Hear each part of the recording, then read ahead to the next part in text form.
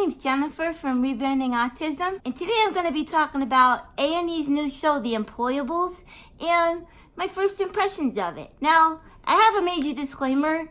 I'm actually going to be in this show. My episode airs on June 26th, and so I was kind of really nervous for the premiere because I wasn't sure how the show was going to be. I mean, we filmed a lot of stuff, and you just kind of never know how through the editing process everything's gonna come out. And even though I'm in the show, this is my honest review and feelings about the first episode and the show in general. On the opening scene, it starts out with a man named James, and he has Tourette's syndrome.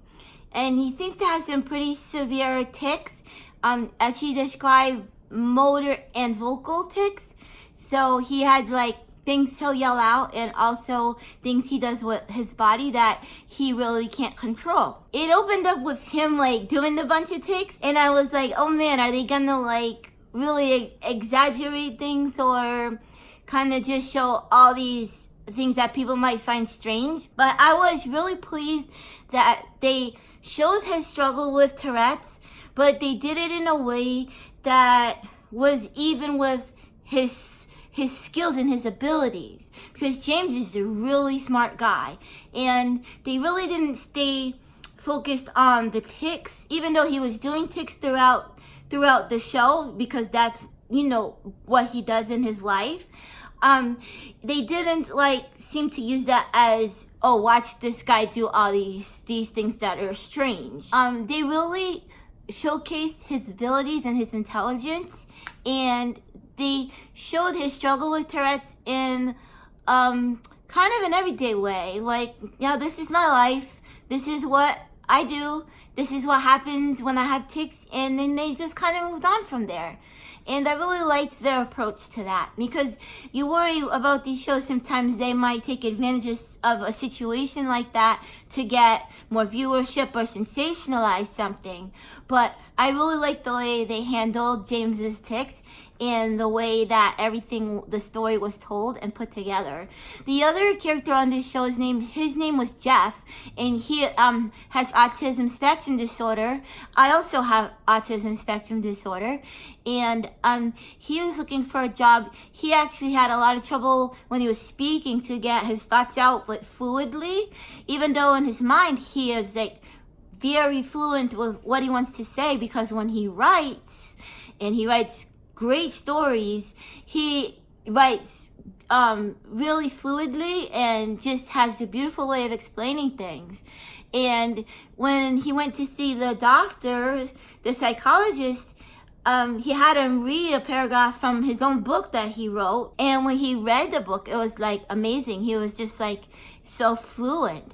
So again, they showed his struggle with things, but then right away they went into his abilities and all the things that he was capable of and could do, and they didn't really dwell on the disabilities, but they also didn't make light of them either. I mean, they showed that it was a struggle, and that they were having trouble getting a job and getting a job that suited them and used the skills they had.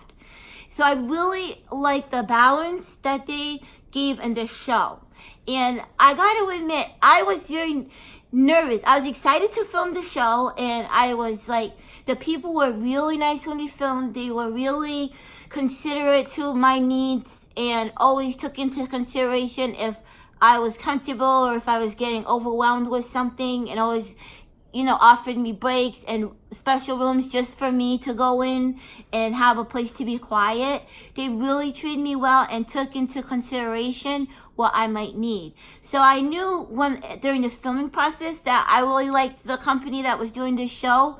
But again, I was still nervous about, okay, what's the final product going to be?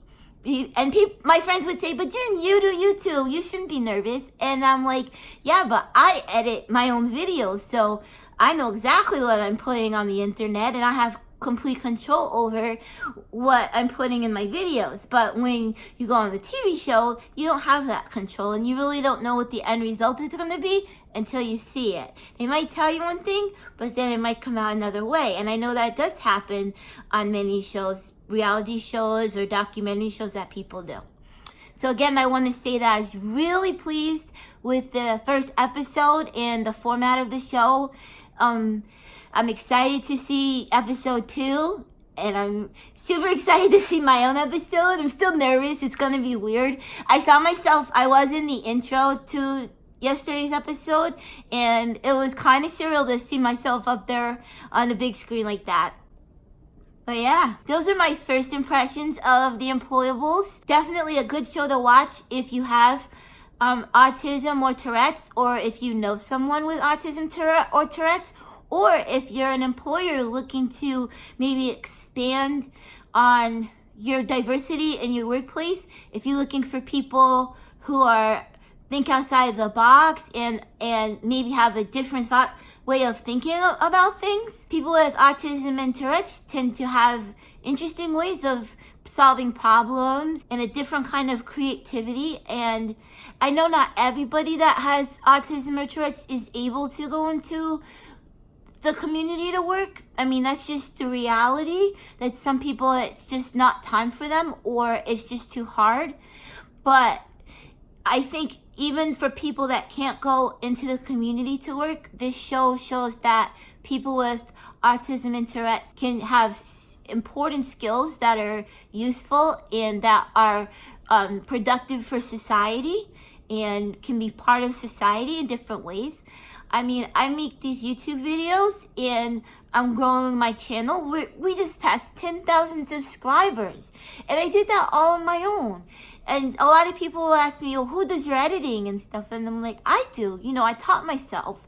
And I think especially these days with YouTube and the internet, people with disabilities are going to have more opportunities to get out there and work, or even if they work, more opportunities to work from home, because you can do a job remotely, whether you work for a business or do your own YouTube channel or make your own online business. And you can do it from the comfort and safety of your own home these days. So I think this is a good time for this show. And I'm really excited for my episode, which is, again, June 26th. I think it's episode number 7. And thank you to A&E for asking me to be on the show. And to everyone who I worked with on filming, you were great. You know who you are, my friends, that I recommend this show. I think they did a really good job. All right, this is Msumba with Rebranding Autism. Thanks for watching. Check out another video. It'll be worth it. Okay, bye.